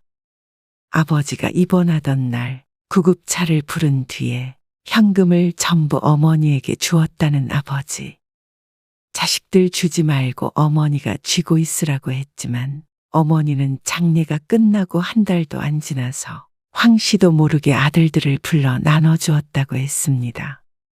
그러니 돈 타령하던 두 아들이 갑자기 초연해졌던 까닭이 설명이 되었습니다. 어쩐지 이상했습니다. 100만 원만 없어져도 땅을 파서라도 찾아보는 게 사람일진데 황 씨만 바보였습니다. 엄마는 그래 놓고는 어떻게 나한테 생활비를 받아서 쓸 생각을 했어요? 무엇부터 물어야 할지도 몰랐습니다. 그런데 황 씨의 질문을 들은 어머니가 대답했습니다. 네가 주는 생활비 필요 없으니까 그 돈 찾는 짓 좀 그만해. 아주 그냥 보기 싫어 죽겠다. 내가 돈을 왜 찾았는데요? 엄마 노후자금 없어진 거 찾아주려고. 핑계도 좋다. 네 속내를 누가 모를 줄 알고? 딸은 시집 가면 출가 외인이야. 키워봤자 다 소용없는 거라고. 어느 누가 딸에게 재산을 남겨줘? 남의 집 식구인데. 배은망덕하기는. 그러자 황 씨는 전의를 잃었습니다. 오빠와 싸워 돈을 모아 어머니에게 생활비를 주자고 했던 일 대출을 받아 어머니 목돈을 마련하자고 했던 일, 모두가 그저 황 씨의 눈을 가리기 위한 쇼에 불과했습니다. 어째서 이렇게까지 사람을 바보로 만든지 몰랐습니다. 결국엔 이렇게 이실직고할 것을 말이죠. 비밀로 하고 말고 할 것도 없었다. 당연히 물려받아도 아들들이 받아야 하는 거 아니냐. 너도 아들 있으니 알 거 아니야. 나중에 네가 엄마 아빠 제사 지내줄 거냐? 아니면 나 아프면 데리고 살아줄 거냐? 그 모든 것들을 아들들이 해줄 것이니 유산도 마땅히 아들만 챙겨야 한다는 뜻이었습니다. 감히 딸 주제에 아들의 몫을 탐냈으니 어머니에게 고깝게 보인 듯 했습니다. 엄마는 내가 자꾸 와서 돈 찾는다고 발 동동 구르는 거 지켜보면서 무슨 생각을 하셨나 궁금하네요. 황 씨는 힘없이 중얼거렸습니다. 어느새 대문 앞엔 남편이 서서 그런 황 씨를 바라보고 있었습니다. 마루 위에 놓여있던 가방만 들고는 황 씨는 남편과 함께 친정집 대문을 열고 나왔습니다. 이제 다시는 이 대문을 열고 들어가는 일이 없을 것이었습니다. 집으로 돌아오는 길에 남편이 우는 황 씨를 위로했습니다. 마음을 독하게 먹으려고 해도 꼭 친정어머니에게 버려진 것만 같아 서럽지 않을 수 없었습니다. 진정으로 유산을 바랐다면 이렇게 찾아와 어머니를 챙기는 일은 없었을 것이었습니다. 그깟 돈 아무리 커도 없다고 먹고 살기 나쁘지 않았고 나이든 어머니 말년에 고생할까 그 걱정뿐이었습니다. 하지만 그런 딸의 진심엔 눈을 가리고 뒤로는 아들들만 자식으로 여기는 어머니였습니다. 옛날 분이라 아들 하는 것은 알고 있었지만 설마 이럴 줄은 몰랐습니다. 말은 그렇게 하지만 마음속으론 자식을 똑같이 사랑한다고 생각했습니다. 그런데 그게 황 씨만의 착각이었습니다. 이렇게까지 딸을 성물 취급하고 치를 떠는데 이만 어머니 인생에서 빠져주자 싶었습니다. 아버지 유산을 아들들에게만 나눠준 것이니 법적으로 따져도 얼마는 받아낼 수 있겠지만 황 씨는 그렇게 하지 않았습니다. 마지막을 돈에 눈이 먼 딸로 보이고 싶지도 않았고 더럽고 치사해서 준다고 하더라도 받고 싶지 않았습니다. 그 돈 내가 내 목 받았다가 다시 엄마 준 걸로 칠게요. 자식 돌이 마지막으로 했다 치고 그리고 엄마는 그 돈 아들들에게 준 거니까 이제는 무슨 일이 있어도 나 찾지 마세요. 그렇게 사랑하는 아들들하고 행복하세요. 황 씨는 어머니와 마지막 통화에 이렇게 말했습니다. 하지만 어머니는 황 씨의 처참한 심정을 아는지 모르는지 붙잡는 신용도 하지 않았습니다. 어쩌면 콧방귀도 안 뀌었던 것 같기도 했습니다. 거봐. 내가 뭘 했어. 아무리 노력해도 아들밖에 없는 사람들이야. 여동생은 황 씨의 얘기를 듣더니 지긋지긋하다는 듯이 중얼거렸습니다.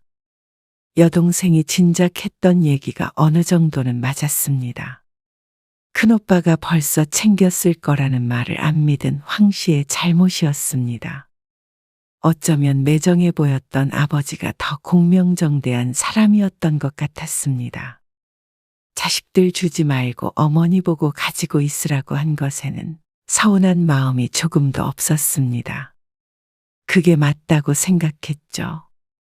하지만 그걸 딸 몰래 아들들에게 챙겨주고 몇 달간이나 딸이 혼자 헛수고를 하게 만든 어머니는 도저히 이해할 수가 없었습니다. 아마 죽을 때까지 그럴 것 같았습니다. 그래서 이번 통화를 마지막으로 황 씨는 지난 2년간 친정은 없다고 생각하고 살았습니다. 어머니와 공범이었던 남자 형제들과도 연락을 끊었습니다. 1년 정도 지나자 전화가 오기 시작했는데 전부 차단해버렸습니다. 오빠와 남동생이 번갈아 가면서 전화하는 걸 봐서는 무슨 일이 있는 것 같기도 했지만 궁금하지도 않았습니다. 그리고 얼마 전 처음으로 어머니에게 전화를 받게 되었습니다.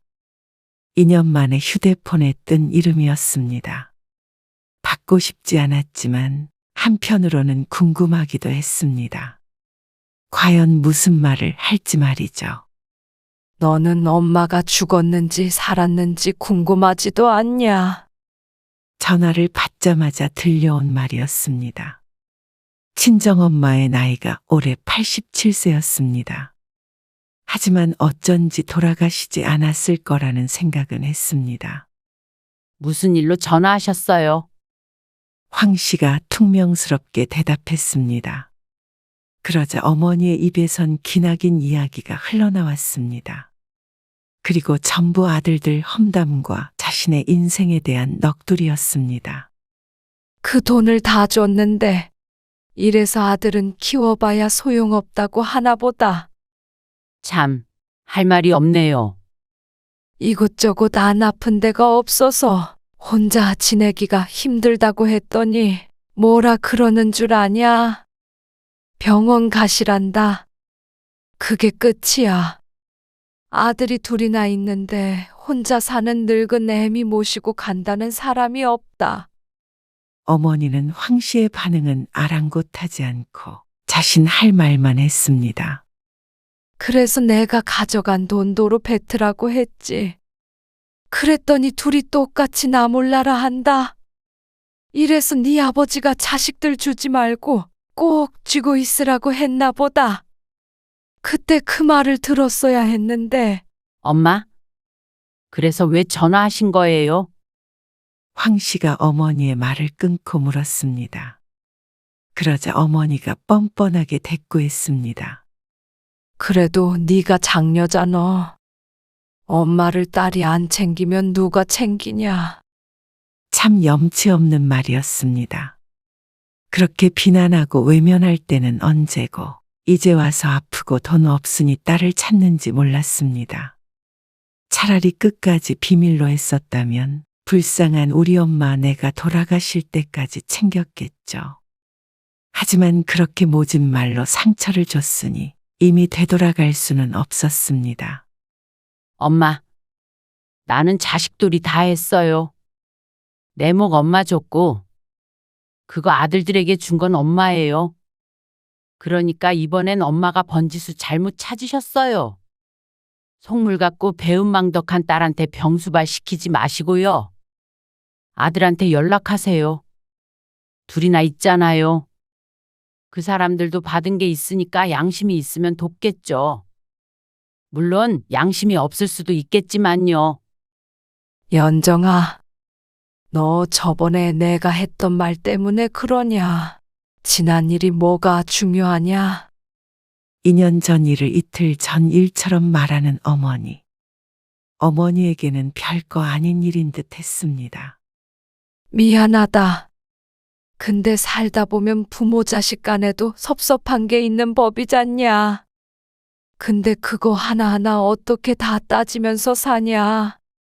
그래도 부모라고 하나 남았는데 이렇게 남처럼 살면 네 맘도 편하겠니? 엄마 외면하고 발 뻗고 잠이 오겠어. 나 좀 너희 집으로 데리고 가라. 지난 2년간 저 무척 잘 지냈어요. 발도 잘 뻗고 잤고요. 그리고 외면한 건 제가 아니라 엄마인 거 아시잖아요. 저희 집이요? 저는 엄마한테 바라는 거 하나 없어요. 유산도요. 그러니까 엄마도 저한테 아무것도 바라지 마세요. 아니, 딸은 없다고 생각하고 사셔요. 황 씨는 그러고 전화를 끊었습니다. 그리고 한참을 앉은 자세 그대로 생각에 빠져 있었습니다. 남편이 부를 때까지 얼마나 시간이 흘렀는지도 몰랐습니다. 남편이 걱정하며 말을 걸었습니다.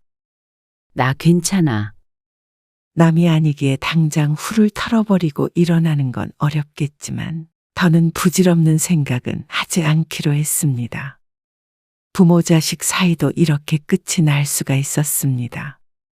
그리고 먼저 끈을 놓은 건 어머니였으니 죄책감을 가질 필요도 없었습니다. 아들이 둘이나 있으니 황 씨의 걱정까진 필요하지도 않을 것이었고 말이죠. 황 씨는 자신의 인생이나 잘 살아보자 싶었습니다. 내 가족만 생각하면서 행복하게.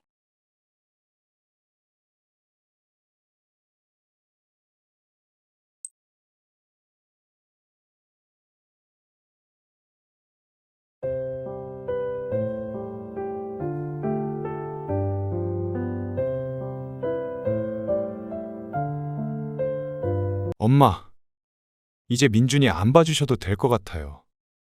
너희 너무한 거 아니니? 너무하다고요? 아까 너랑 민준이 엄마랑 얘기한 거 다 들었어.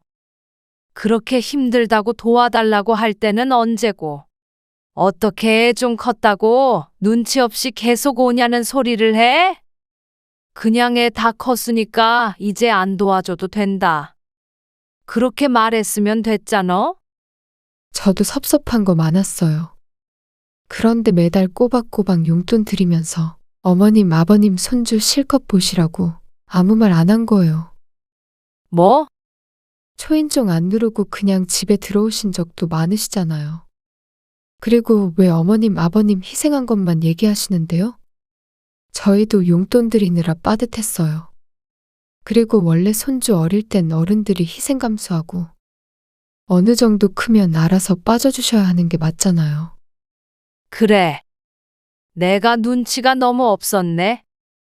오늘 이야기 속 주인공은 67세 현은숙 씨입니다. 그리고 그녀의 아들과 며느리에 관한 이야기이죠. 현 씨는 남편과 함께 60 넘은 나이의 손주를 전적으로 돌봐주었습니다.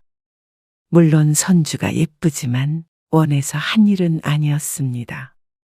경력이 단절되는 게 싫다며 울며 부탁하던 며느리 때문이었습니다.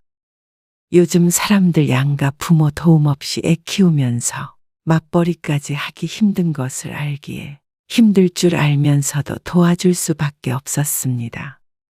애 키우느라 힘겨워하는 아들 며느리가 안쓰러웠습니다. 하지만 애가 좀 크니 그런 희생을 한 시부모가 눈엣 가시처럼 여겨지는 모양이었습니다. 뭘 해도 불만이 가득했고 뒤에선 시부모 험담을 해댔습니다.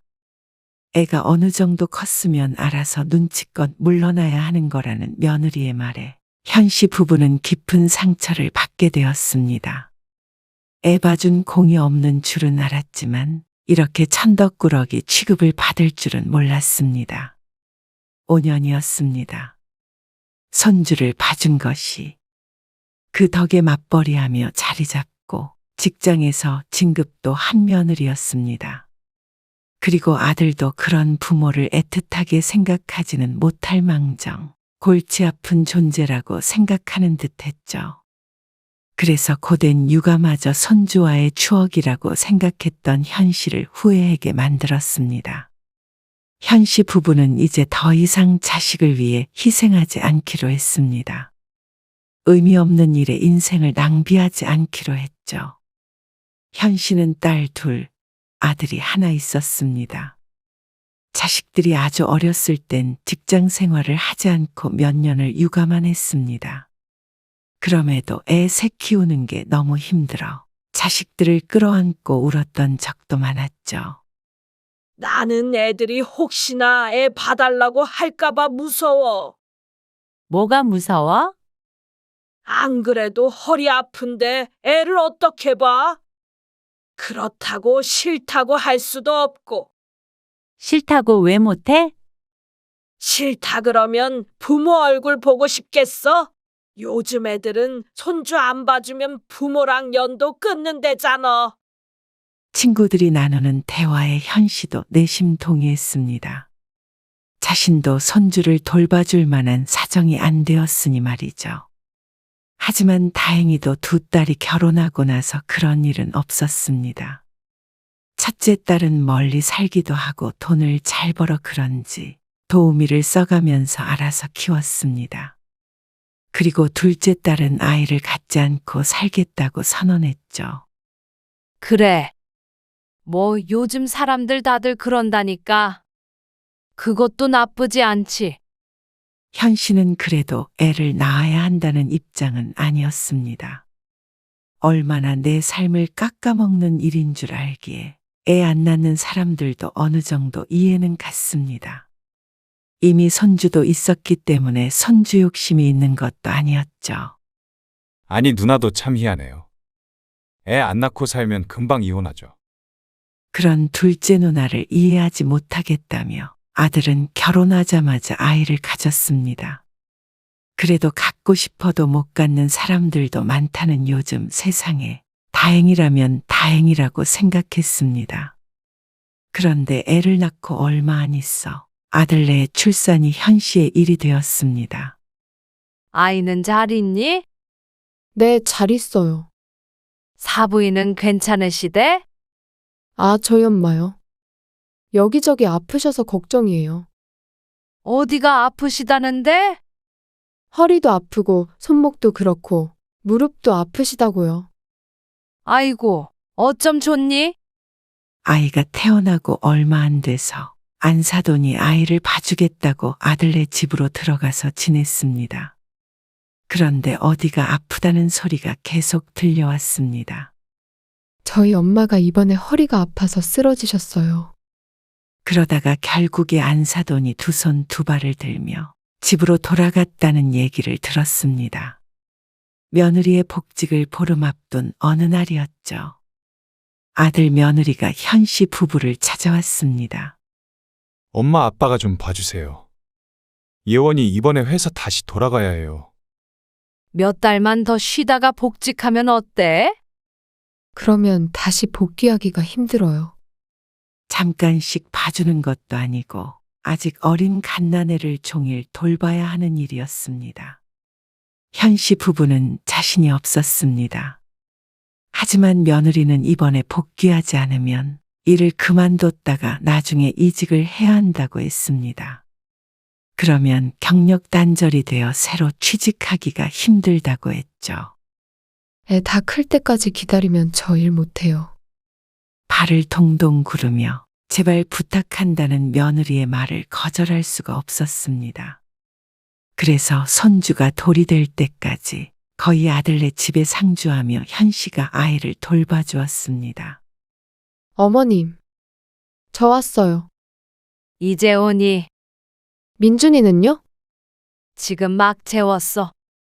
수고하셨어요.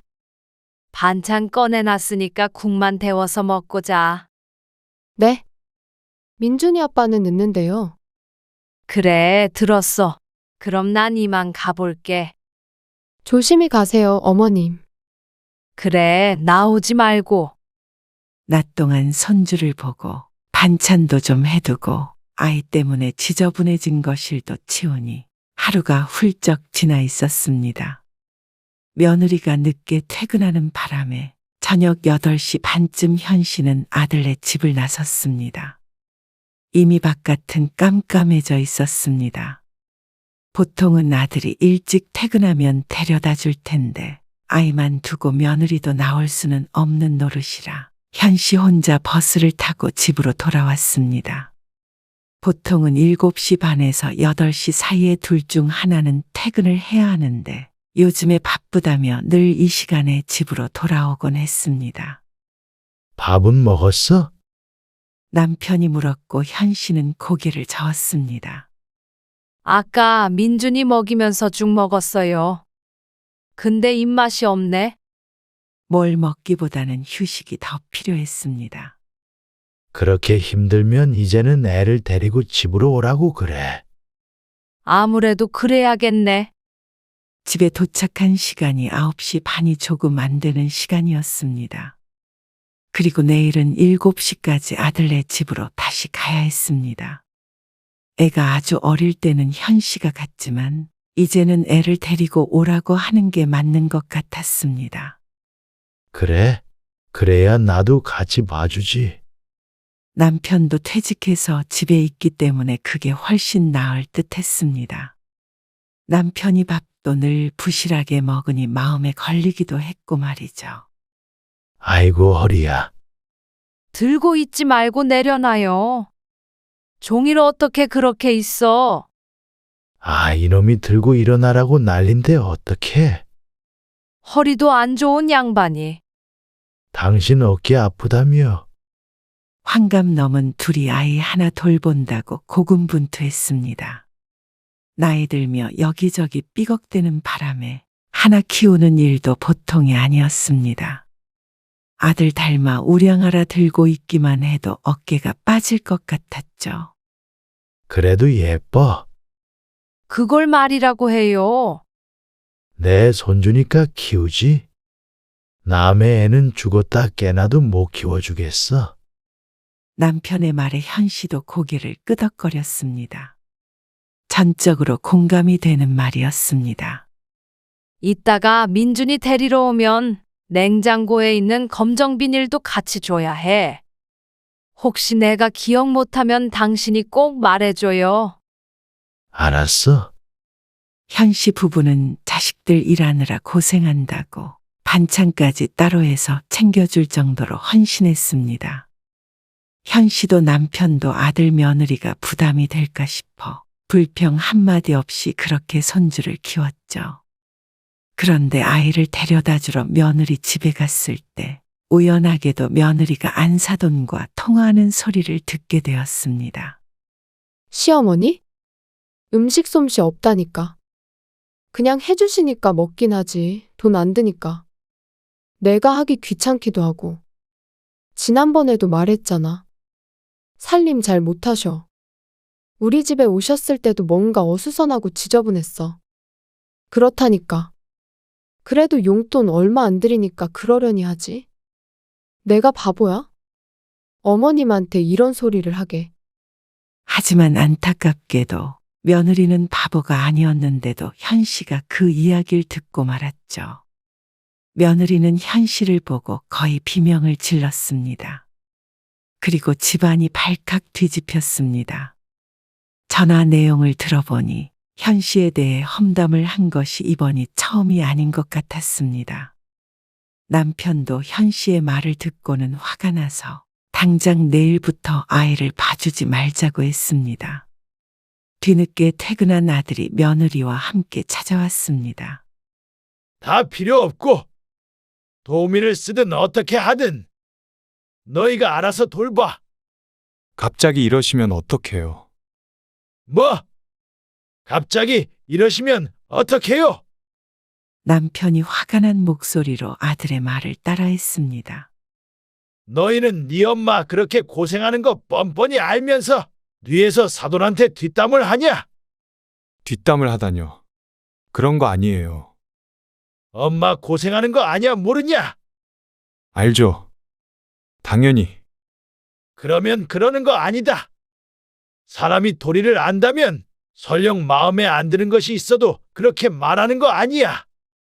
이제 우리가 안사돈 얼굴을 어떻게 보냐? 우세스러워가지고.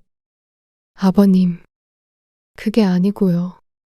그냥 엄마랑 통화하다가 어쩌다 보니까 저도 모르게 그런 거예요. 진심 아니에요. 늘 어머님, 아버님한테 감사하고 있어요.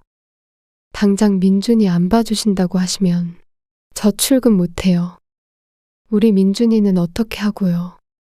다른 사람한테 어떻게 맡겨요? 맞아요. 엄마 아빠니까 안심하고 맡긴 거죠. 그리고 애 어릴 때 바짝 모아서 자리 잡을 생각인데 갑자기 이러시면. 잘못했어요. 어머님. 현씨는 진심이 아니었다며 눈물을 비추는 며느리에게 모질게 굴기가 어려웠습니다. 그 사이 손주가 울자 현씨도 모르게 손부터 나갔습니다. 아이를 안고 어르고 달래는데 마음이 착잡했습니다. 여보, 그래도 어느 정도 클 때까지만 조금 봐줍시다. 결국 마음이 약해진 현씨가 남편을 설득했습니다. 그리고 손주는 4살이 되어서야 어린이집에 갔습니다. 그래서 좀 나아지긴 했지만 오후 3시부터 8시까지는 꼼짝없이 육아에 전념해야 했습니다. 그 사이에 현씨도 남편도 몸이 상하는 건 당연한 일이었습니다.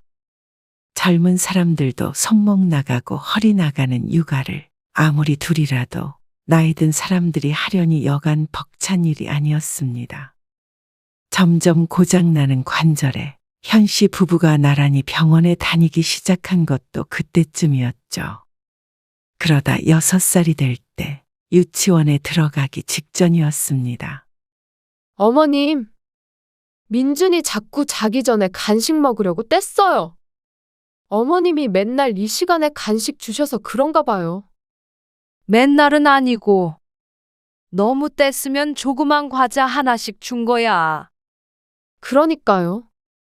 그래서 애가 울고 불고 난리를 치네요. 아이고, 그래? 조그만 거 한 조각만 줘도 금방 그쳐. 지금 유치원 갈 나이에 애가 이러면 돼요. 애가 아주 나쁜 버릇이 생겼어요.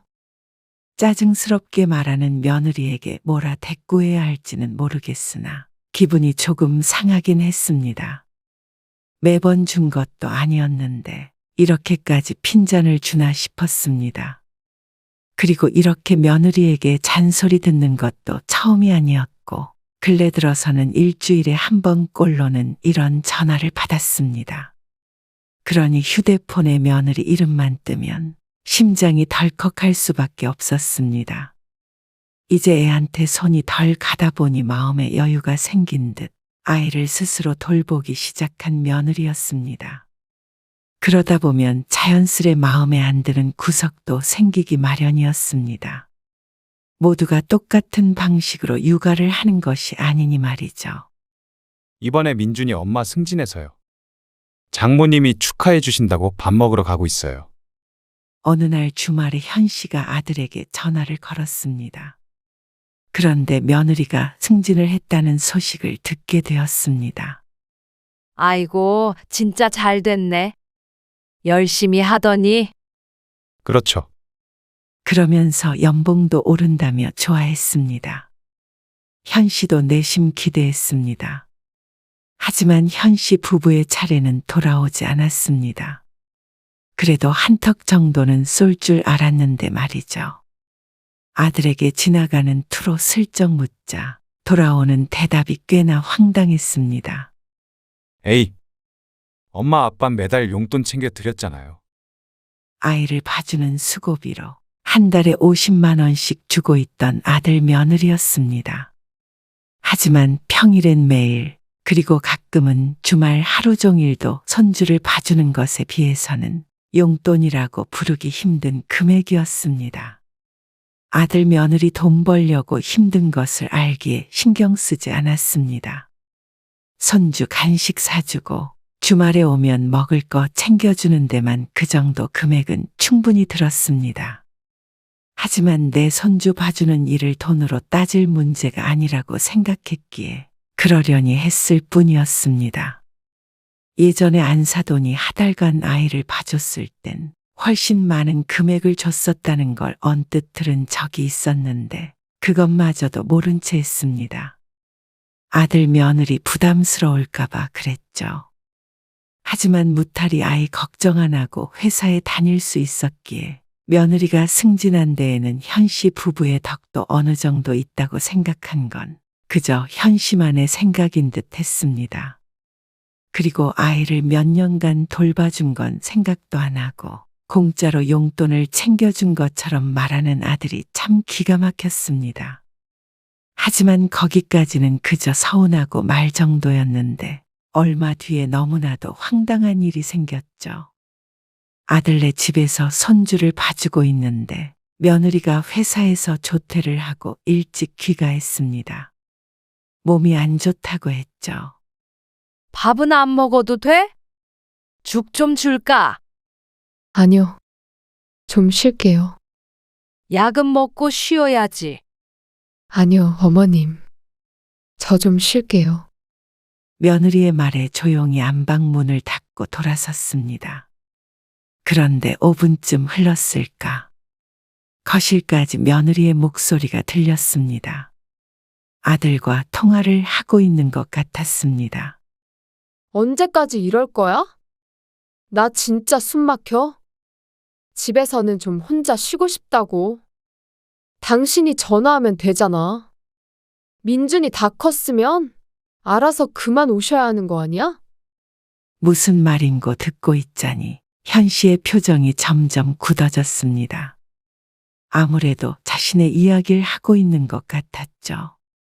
둔한 사람한테 내가 아무리 눈치를 줘봐야 소용이 있어? 며느리의 외치는 듯한 음성이 들렸고 그 뒤로는 잠잠했습니다. 현 씨는 얼이 빠져서 부엌에 그냥 서 있었습니다. 자신이 잘못 들은 것인가 싶었습니다. 하지만 아무리 생각해봐야 손주가 컸으면 그만 와야 하는 사람은 현 씨밖에 없는 듯했습니다. 현 씨는 시간이 어떻게 가는 줄도 몰랐습니다. 방문을 두드려 무슨 말인가 물어봐야 할까 고민하기도 했습니다. 그러다 시간은 갔고 아들이 퇴근해서 들어왔죠. 엄마, 다녀왔습니다. 민준이 엄마는요? 몸이 안 좋다고 방에 누워 있어. 그래서 집에 못 가고 기다렸어. 감사해요. 그런데 집에 가려고 챙기던 현 씨에게 아들이 말했습니다. 엄마, 이제 민준이 안 봐주셔도 될 것 같아요. 그러자 며느리의 통화가 자신이 들은 게 맞다는 걸 깨닫게 되었습니다. 심장이 벌렁벌렁하고 얼굴에 피가 몰렸습니다. 애써 아니겠지 생각하며 손주 밥까지 먹였는데 어쩌면 이런 식으로 통보를 할 수가 있나 싶었습니다. 나중에 아들이 그만 오라고 하면 기쁜 마음으로 손을 떼야겠다 생각했지만 이런 식은 아니었습니다. 자신이 이렇게 천덕꾸러기 취급을 당하고 있다는 걸 진작에 알았더라면 굳이 오지 않았을 것이었습니다. 현 씨도 점점 한계에 다다른 것을 느끼곤 했기 때문이었습니다. 그러고 보니 며느리 말이 맞았습니다. 현 씨가 두뇌기에 그런 사인을 모르고 넘어간 듯 했습니다. 너희 너무한 거 아니니? 너무하다고요? 아까 너랑 민준이 엄마랑 통화한 거 다 들었어. 그러자 아들이 놀란 표정을 지었습니다.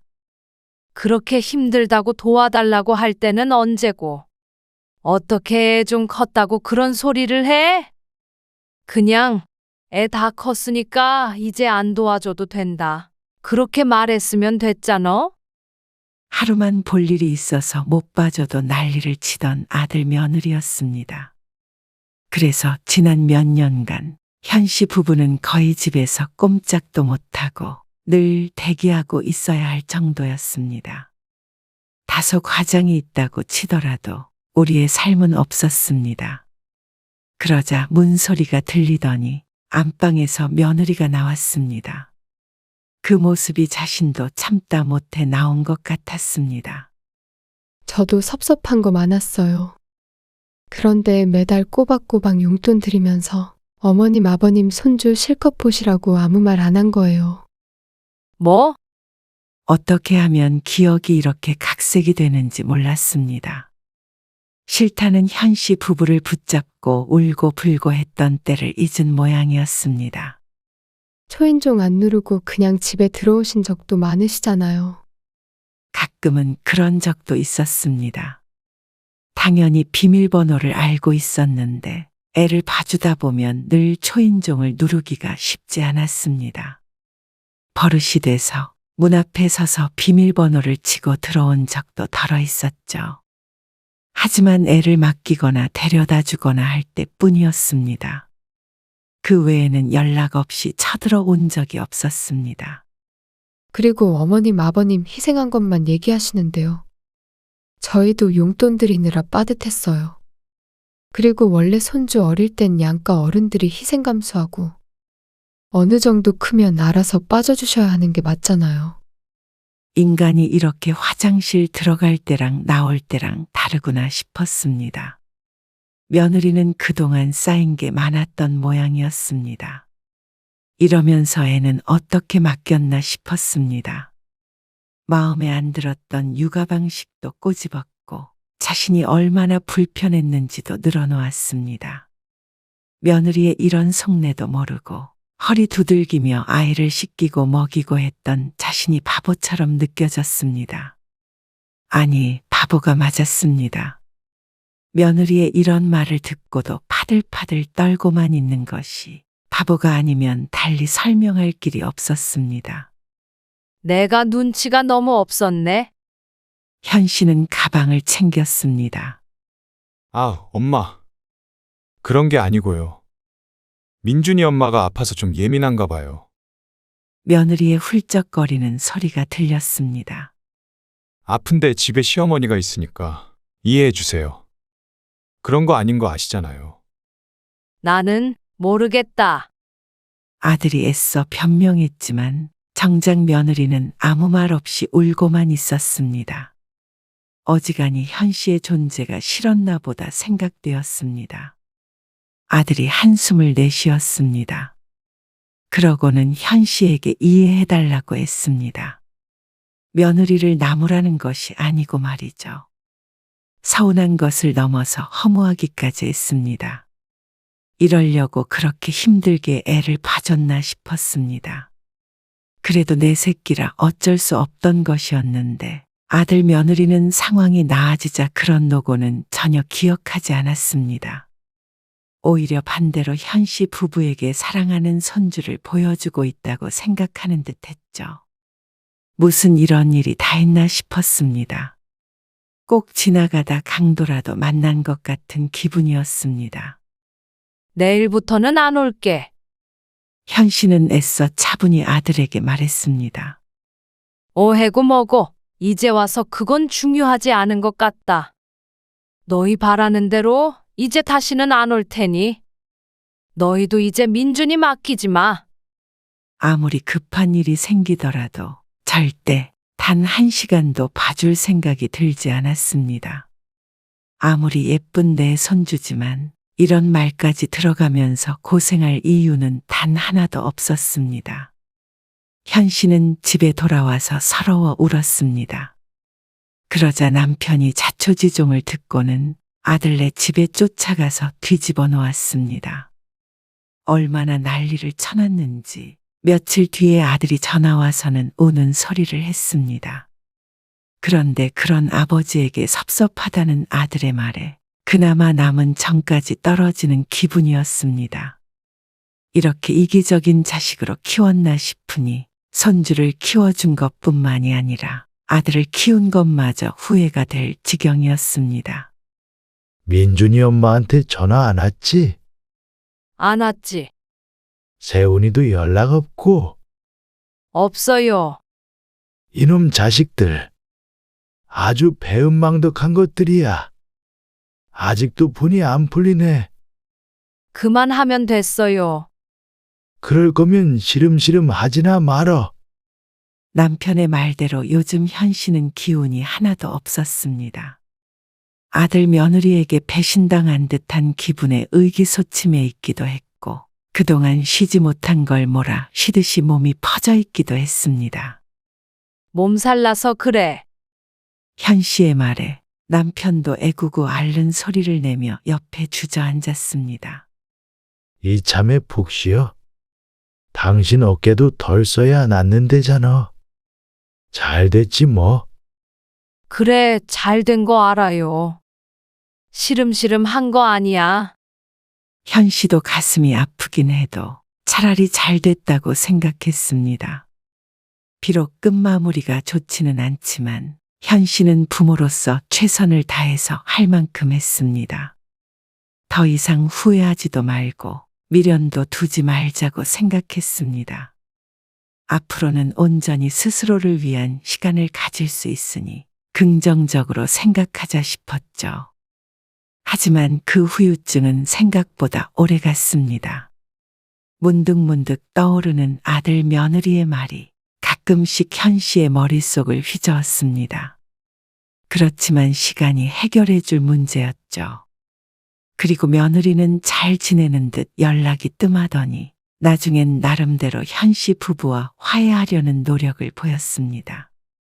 아무래도 가까이 살기도 했고 아이를 전혀 안 맡기고는 키우기 힘들다는 걸 깨달은 것일 수도 있습니다. 하지만 자신들이 저지른 일이 있기에 적극적인 자세를 취하지는 못하고 가끔 식사를 하자고는 했습니다. 물론 거절했죠. 그러던 어느 날이었습니다.